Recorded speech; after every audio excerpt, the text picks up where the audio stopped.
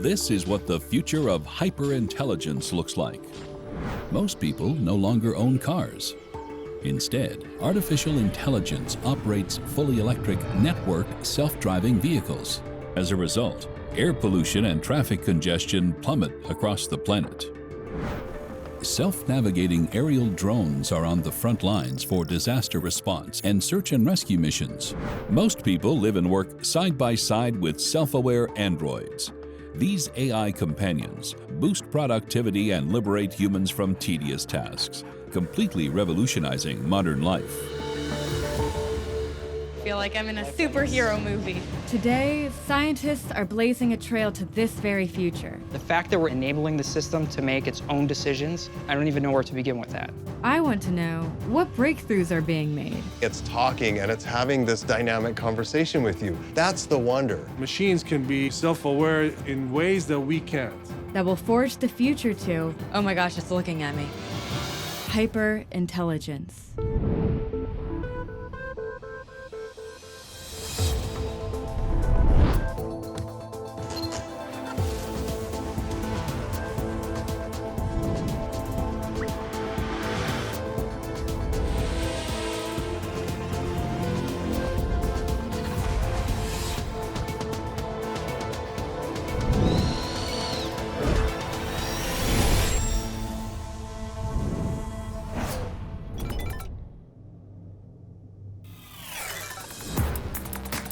My name is Shivani Bigler. As an engineer and neuroscientist in training, I'm obsessed with artificial intelligence. As a kid, my father took me to tech and robotics trade shows, where I became dazzled by science. Every year, the inventions were smarter and smarter. Artificial intelligence has come a very long way in the last couple of years. Most AI technologies are programmed to think for themselves, to learn from examples, kind of like simulating human intelligence in a way that it learns from past experience. But how does AI actually work? In the future, will AI achieve human traits like emotions, consciousness, or even free will? And how will humans and robots work together? Today, the clearest road to the future is the self-driving car. Unlike a regular car, which is just a machine, a self-driving car is a robot that can make decisions.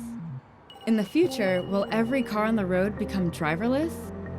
To find out, I've come to a hotbed of self-driving car research, Pittsburgh, Pennsylvania. Every single person has started to have conversations about self-driving cars because essentially they're the future. But in order to understand it, we have to look under the hood. Making decisions on the fly, even simple ones like these, does not come easy for computers. To discover the inner workings, I'm meeting a true pioneer in the field. Please get it. Thank you. Dr. Raj Kumar of Carnegie Mellon University. Carnegie Mellon is the birthplace of self-driving car technology, thanks in large part to the work of Raj and his colleagues. They've been the leading innovators in this field for more than 25 years. So how does his self-driving car make decisions to safely navigate the world like a human driver? Should we get started? I'm pretty eager. Yes, we can. Since Raj is distracted by our conversation, for safety reasons, the state of Pennsylvania requires another driver in the front seat to monitor the road. This is so cool. I'm nervous but excited. What's the longest you've ever driven a vehicle autonomously? We have gone hundreds of miles. Awesome. I'm going to go auto by pressing this button. Oh my gosh. It really is driving itself. While most self-driving cars are built from the ground up, Raj just bought a regular used car and hacked it with powerful onboard computer systems, making it more adaptable than other regular cars. We installed a bunch of sensors in them. It is able to shift the transmission gear. It is able to turn the steering wheel, apply the brake pedal and the gas pedal.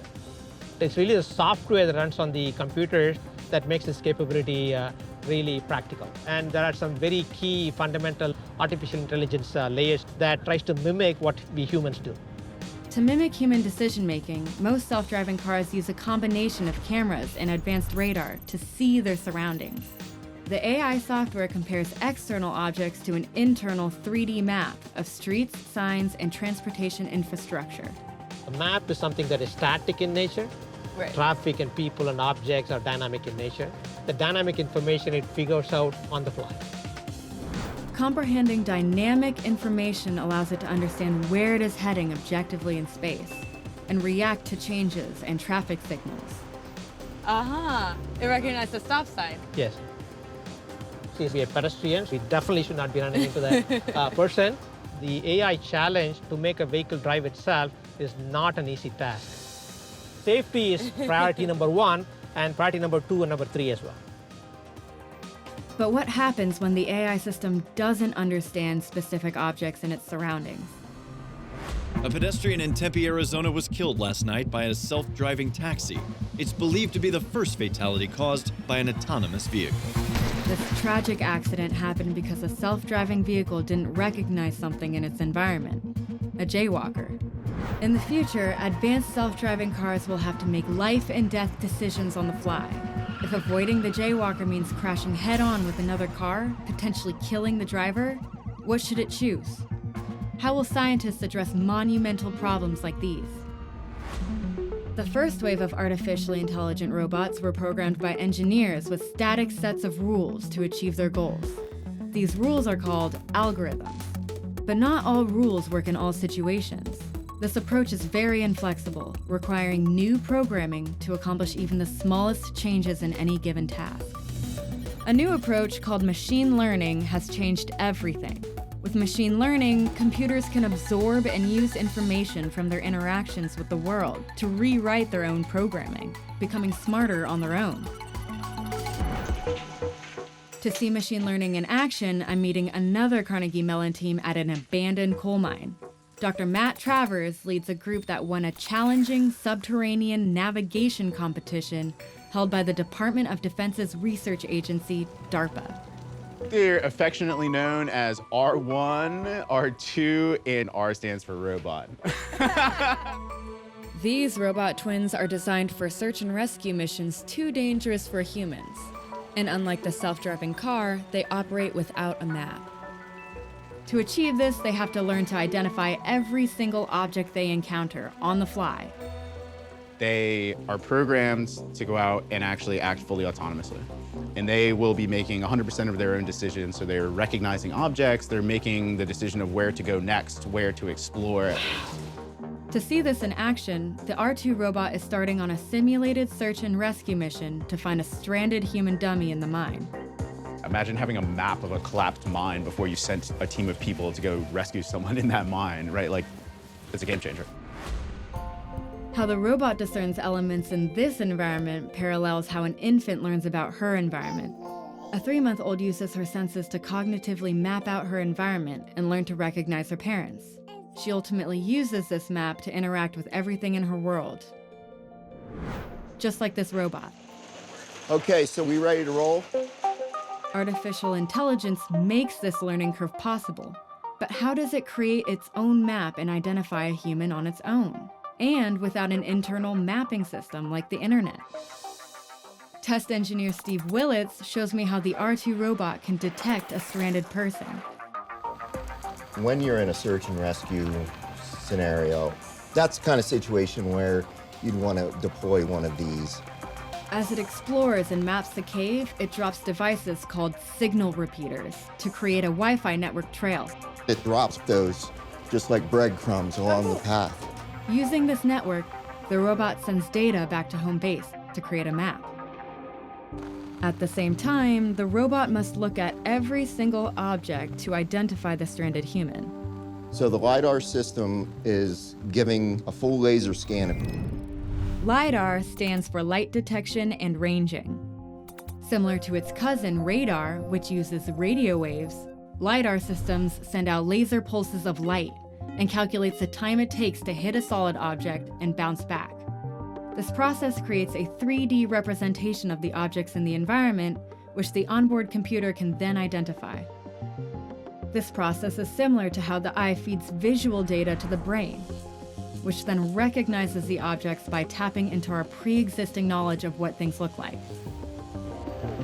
By fully understanding its environment, R2 can then make better decisions about where to go and where not to go. What our robot's doing right now is exploring.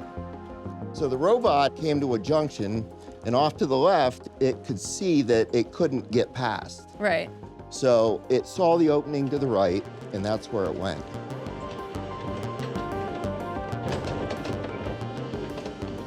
It kind of looks like it's making decisions about whether or not to climb over these planks and obstacles all up in this area, right? That's exactly what it's doing at this point. Just like a baby, R2 learns through trial and error. It's like a little dog wagging its tail. But there's no one here to rescue, so it moves on. As R2 continues to map out the mine, oh my God, a human!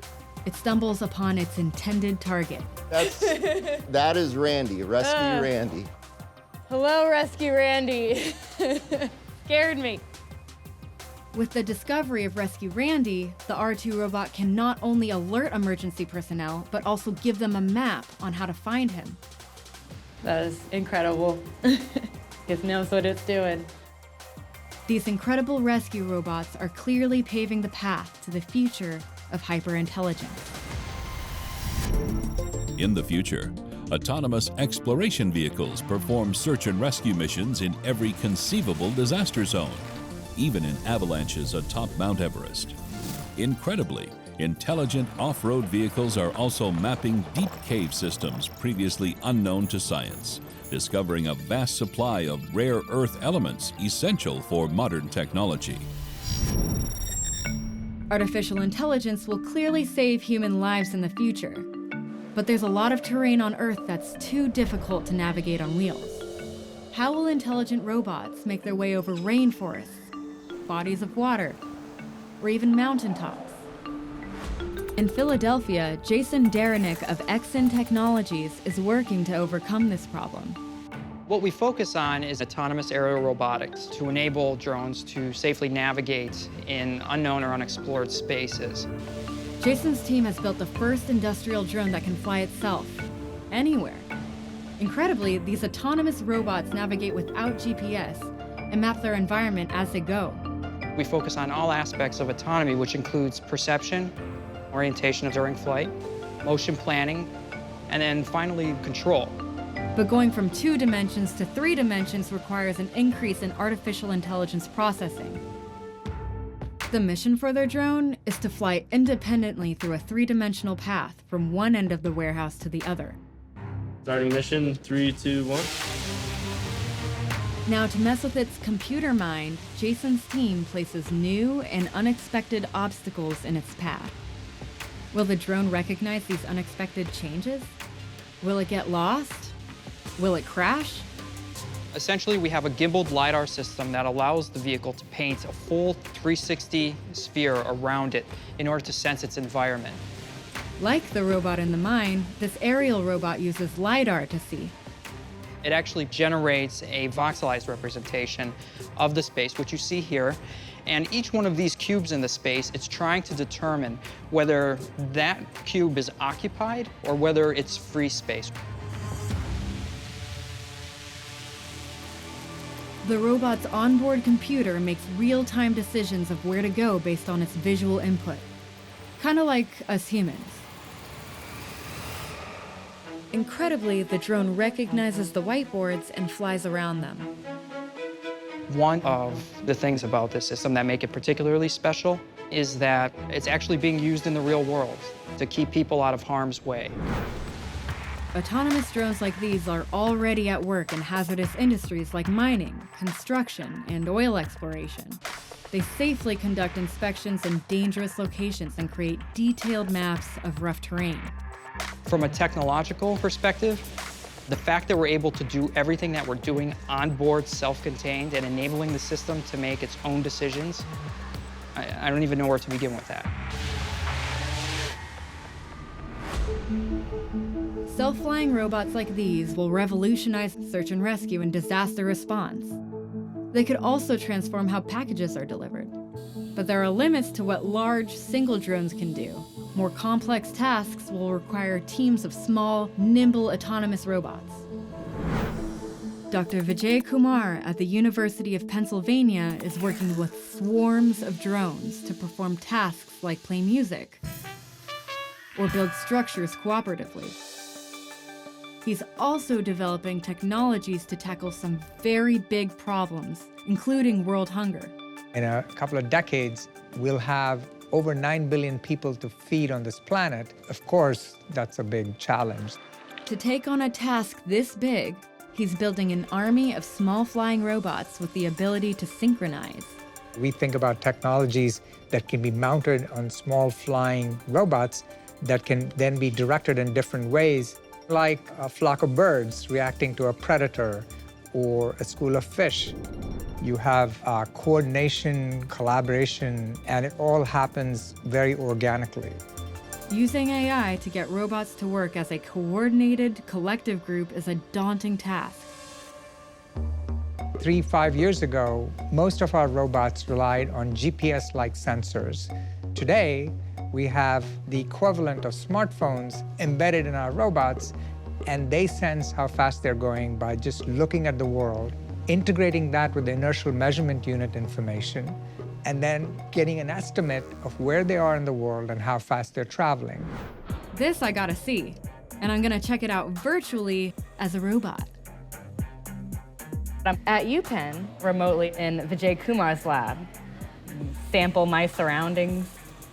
Oh, I hit something. Hello. Hi. Vijay's apprentice, Dinesh Thakur, is my guide. Today we are going to show robots flying in a formation. Great, can we see how that works? Sure, yeah. The first step Dinesh takes in coordinating the drones is to provide them with a common point of reference. In this case, a visual tag similar to a basic QR code. Using only the onboard camera, these drones reference the code on the tag and visualize where they are in space. Using sophisticated bio-inspired algorithms, the drones then figure out where each other drone is within the collective swarm. These drones are communicating with one another, right? Yeah, right now they're communicating over Wi-Fi. It's so cool. Future versions of these drones will create their own localized wireless network to communicate. But for now, this swarm is a proof of concept. You've defined a formation and then they're assuming that formation? Yeah, I just say I want to form a line and the drones themselves figure out where they should go.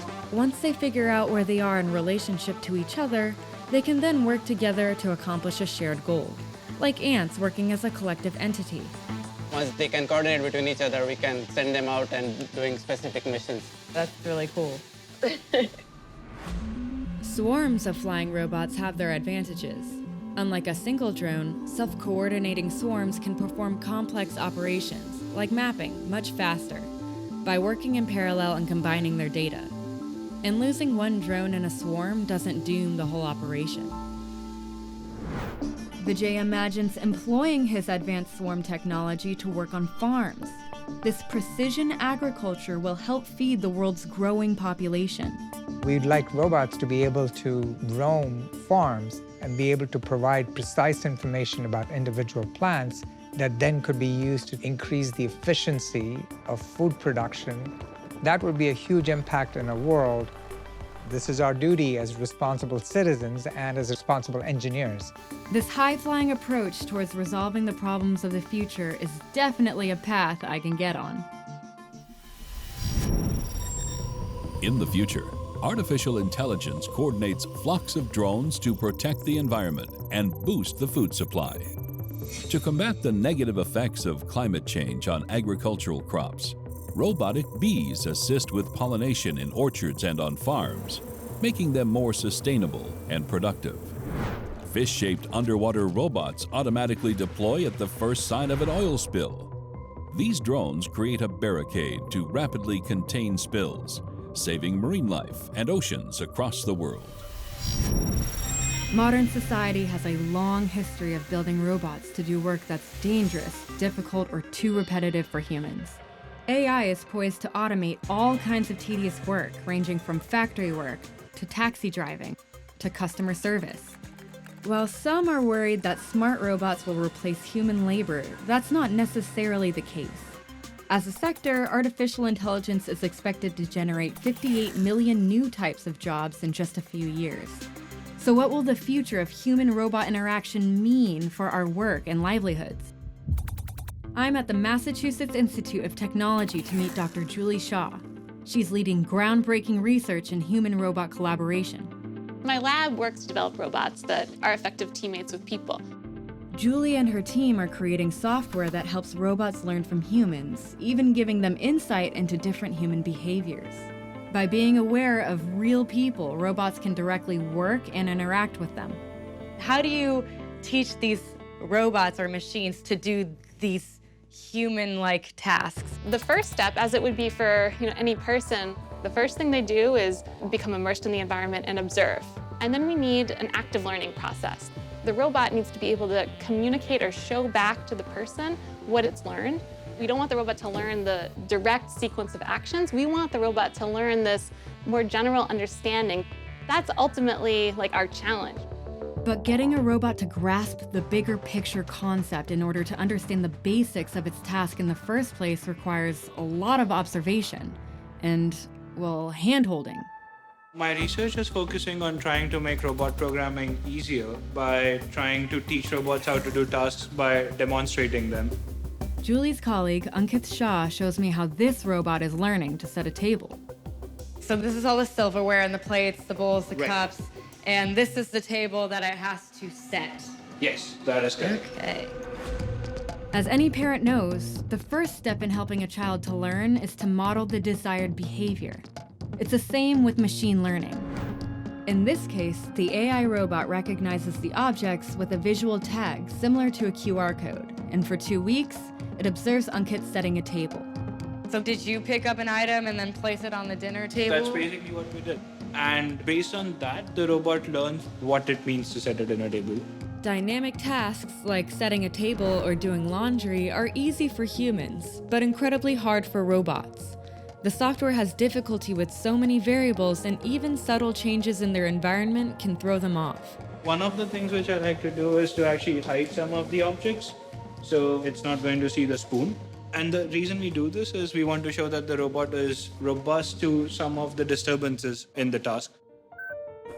The robot's software has learned what each object is and where it goes. Now, let's see if it's learned the concept and can think dynamically to set the table. So you can just pick up the card. Here we go. I've revealed the spoon. Incredibly, the robot recognizes the spoon and instantly places it next to the bowl. This reveals that the robot has learned the concept and executes the right action dynamically. In the process, the software is continuously writing and revising its own computer code.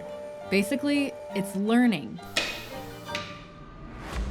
If, like humans, robots can grasp the bigger picture context and not just the mathematical tasks, will AI-driven robots of the future spell the end of having to work?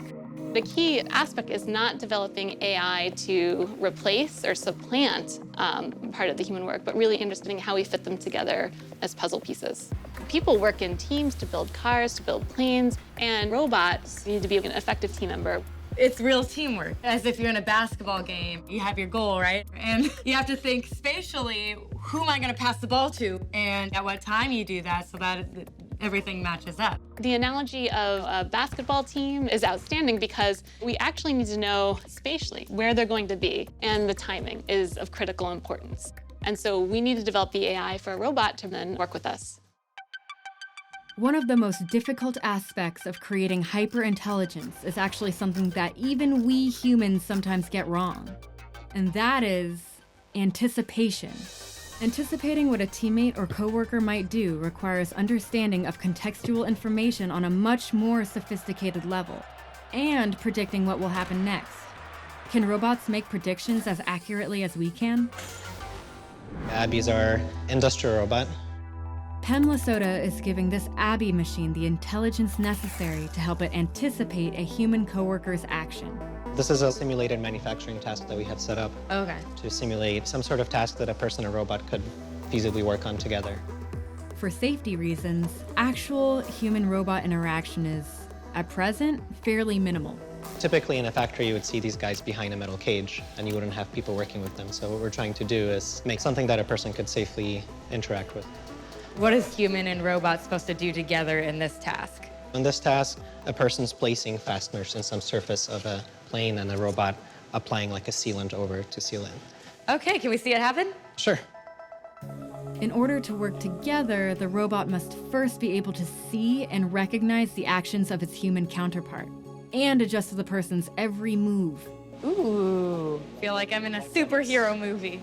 So the cameras in the room can see these lights and track your hand so that your hand doesn't get cut off by the robot. That's right, yeah. So the cameras and the lights basically work as eyes for the robot. So that's how the robot knows where I am.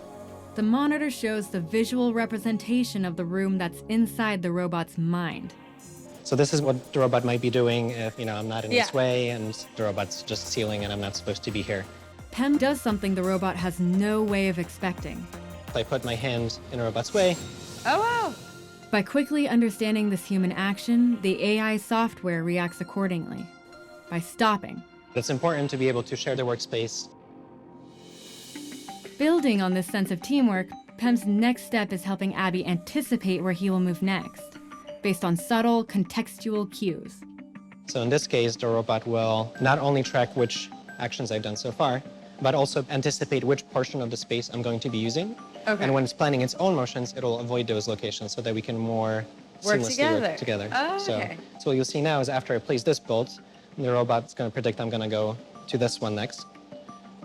So what you'll see is it'll behave in a different way. So now that I place this bolt, the robot kind of takes a more roundabout path that allows me and the robot to work more closely together. And I don't have to kind of worry about it crashing into me because I can see that it's trying to avoid me. So similarly on this side, I place this bolt. You see the robot takes a more kind of like roundabout path. Yeah, because you're going to go there next. next. It's slowed down because it's close to me. Right. Work together at the same time. So not only is the interaction more efficient in that the robot's not spending too much time standing still, it's safer because the robot's not constantly kind of almost hitting me, and also feels nicer for the person working with the robot.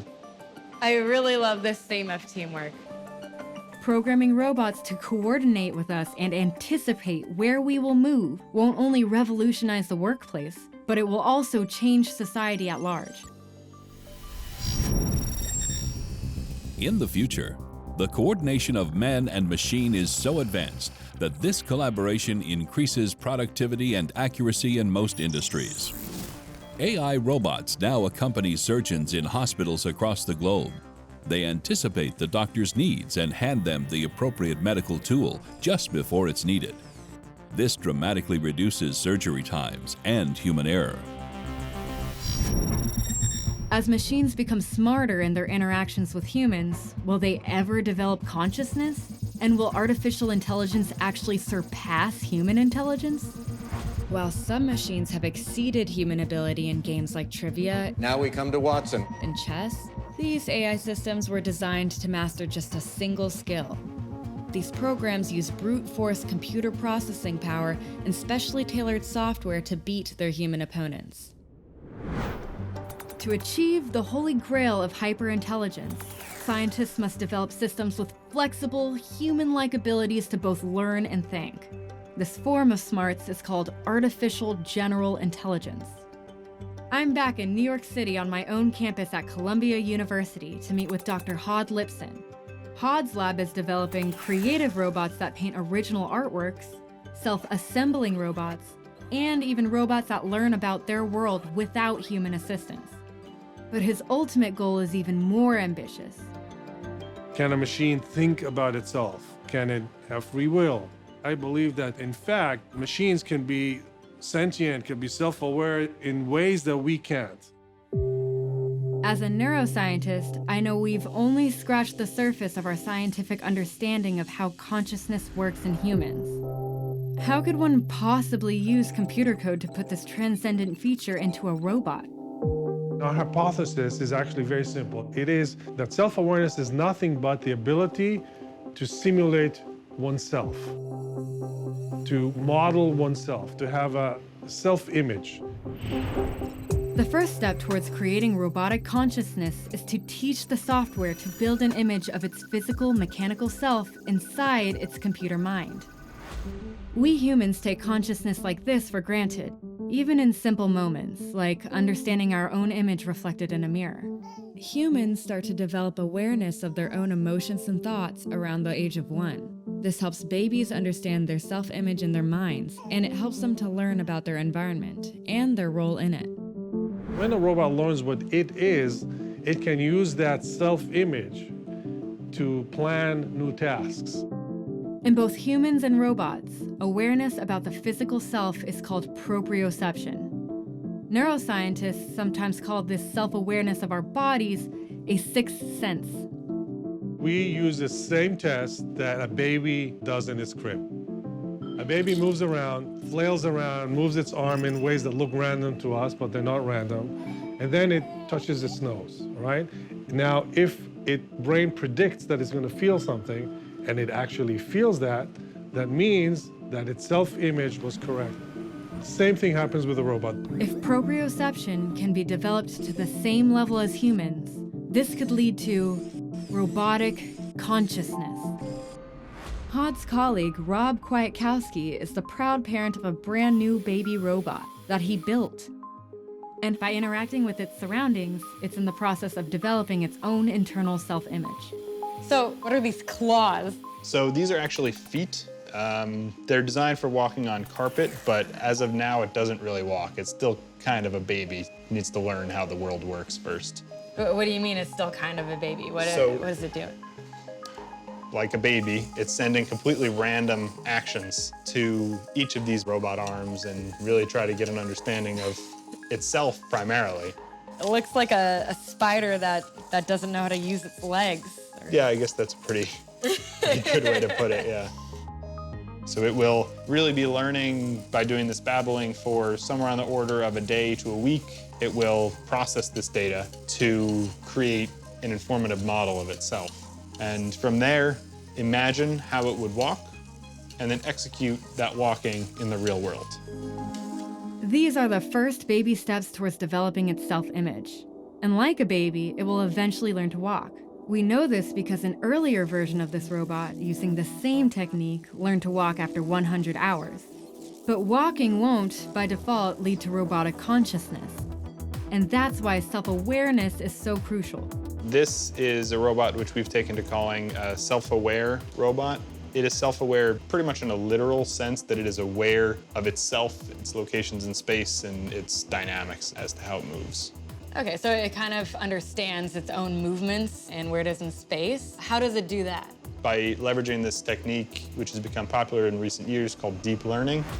Deep learning is a form of artificial intelligence that, like the human brain, learns through raw data, unsupervised and without structure. Deep learning gives machines the ability to experience and process reality, like us. Rob has devised an experiment to test what this robot knows about its world.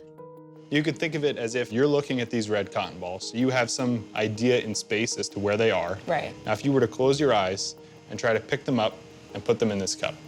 So obviously it's not a trivial task. No. But it's not the most difficult task in the world because we have a good proprioception. We have this good model of yourself. You know where your arm is in space relative to other things that you see in space. But for this robot, there's a catch. So where are the cameras?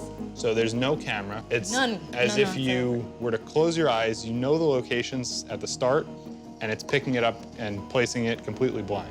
Furthermore, it was not given a map or any formal instructions. The robot simply has to feel its way through the task. All right, let's see it. Give it a shot. First, the robot learned how to use its arm through trial and error, developing a sense of proprioception. By exploring its surroundings, it generated an internal representation of the world and its place in it. The robot is using only its internal image of the external world to maneuver its arm to pick up all 9 balls and place them in the cup. I'm not sure that's something I could do with my eyes closed. Huh. It's really just based off of understanding where you are in space. Yeah, that's right. Creating AI robots that have an internal model of their world is an important step towards machine self-awareness. Self-awareness is sort of a similar proprioceptive capability, but applied to mental thinking. So if they think about thinking, they think about what they are, because once you can do that, it means you can plan things into the future. Once robots become self-aware, they will need advanced ways to communicate with humans. Keyboards and screens are inadequate for complex thoughts. Robots will need to learn to speak and have natural conversations, like a baby who listens to those around her and learns to talk. Laying the groundwork for this kind of human-machine interaction is pioneering scientist Barbara Gross of Harvard University. Her seminal work in what's called natural language processing directly led to the development of voice-activated artificial intelligence. You know, like Alexa or Siri. Natural language processing actually predates artificial intelligence and started with machine translation efforts. The ability for a computer system to carry on a spoken dialogue with a person has been a long-standing goal of artificial intelligence research from its inception. And it turns out this is a challenge because when you speak, what you say really depends on the context in which you say it. Another challenge is the meaning of words can change depending on how they are delivered. So one example is the contrast between saying, "That's fabulous," and "That's fabulous." Also, when we have a conversation, we mark paragraphs at the beginning with a rise in intonation and a fall at the end. So there's a whole way the speech signal tells you something about the context and something about the intended meaning. Barbara's early research led to methods for programming computers to understand the meaning of spoken language by using clues from a person's tone and context. So let's flash forward. The speech systems are amazing now because there are lots of recordings of people speaking that they can build their systems on. As a result, AI has gotten much better at understanding what people say. However, there is still room for improvement. The systems that do exist are pretty much focused on very narrow tasks. Let's take Siri and Alexa as examples. They're mostly oriented around a single question or a single request. And they presume that anybody will stay within the range of behavior that the designers imagined. So, researchers are turning to machine learning. By training AI with hours and hours of human conversation, they can learn to better understand the context of how humans converse. Future versions of this technology will allow us to have natural conversations with our computers. One of the things that's amazing to me is that the fields have succeeded so well that there are devices out in the world that people use every day. I never dreamed that would be the case in my lifetime. Hyper-intelligent natural language AI will change the way we interact with our computers and robots. But this advanced technology will never reach its full potential as human companions until it looks convincingly like us. I'm in Los Angeles to meet Hao Li. His company Pinscreen is giving AI a human face. They're developing cutting-edge techniques to create hyper-realistic digital avatars in an instant. One of the hardest things to bring to the virtual world are humans, right? And specifically faces. To create believable faces, Hao is relying on complex AI algorithms. It's an artificial intelligence that actually digitizes yourself into the computer by just looking at a single image or partial information.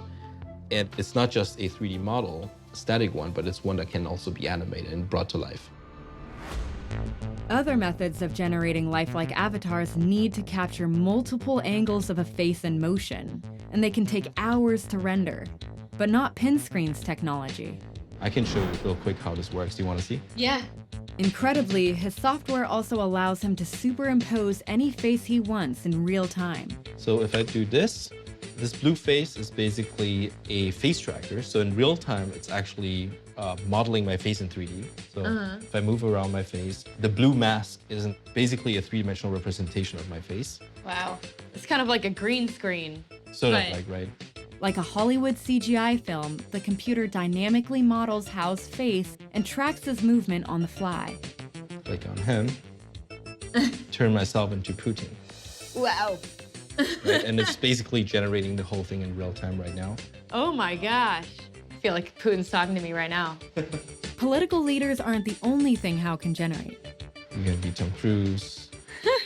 There's Audrey Hepburn. Oh wow, look at you. You're so pretty. It's generating all the pixels in real time. These teeth are never seen in this picture. So it's predicting what your teeth would end up looking like? These aren't even your teeth. Yeah, these are not my teeth. It's actually generating. Oh my goodness. How believes that software like this will give a more human face to the digital world. Ultimately, this will result in friendlier-looking androids and even virtual beings. I have been hanging with my dog for a while. Do you have pets? I have 3 toy poodles. Someday, we're actually going to interact with virtual beings that are going to assist us in our life. Imagine instead of talking to Siri or Alexa, you're talking to a face, right? And it's the best way to communicate is to have a face-to-face communication. And AI provides you perfect companionship. This kind of technology will give AI a face that most people can relate to. Are you human or are you artificial intelligence? That is a very interesting question. I think I am human, but I am artificial intelligence. Hyper-intelligent companions could usher in a more helpful and hopeful world. In the future, AI-powered virtual beings that look, talk, and even think like real humans are commonplace.